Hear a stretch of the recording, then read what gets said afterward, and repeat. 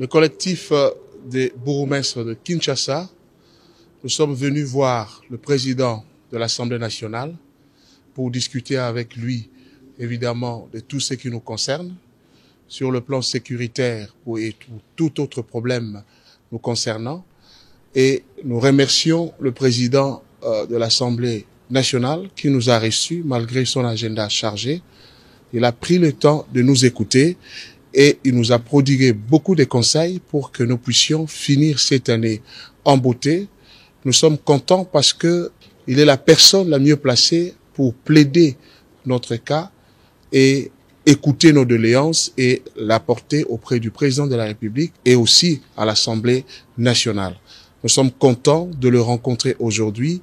Nous pensons que nous avons déjà la solution à la grande partie de nos problèmes. On ne peut pas dire que la situation dans nos communes est restée la même. Non, pas du tout. Il y a un progrès énorme. À commencer par le chef de l'État qui travaille d'arrache-pied pour que la situation de nos communes puisse s'améliorer. Aujourd'hui, il y a autant de kilomètres de routes qui sont construites. Aujourd'hui, il y a une conscientisation, une sensibilisation pour que chacun de nous puisse nettoyer sa parcelle et puis pourquoi pas son quartier. Et c'est vrai, la situation était grave, mais nous ne pouvons pas dire que la situation est restée à un niveau statu quo. Non, pas du tout. Nous sommes en train d'avancer, le pays est en marche et nous pensons que à partir de l'année prochaine, si la population prend conscience et que nous redonnons encore une fois de plus confiance, notre confiance totale au chef de l'État, d'ici 5 ans, on va parler de notre langage.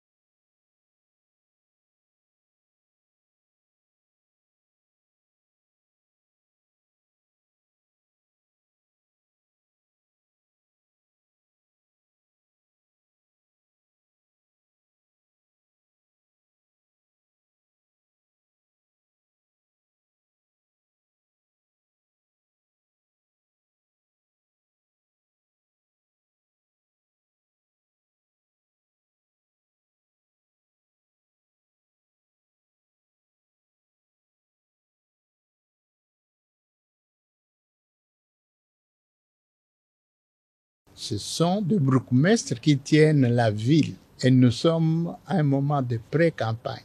Nous aussi, nous avions besoin de bourgmestres pour qu'on parle de la pré-campagne, avant d'entrer dans la campagne proprement dite.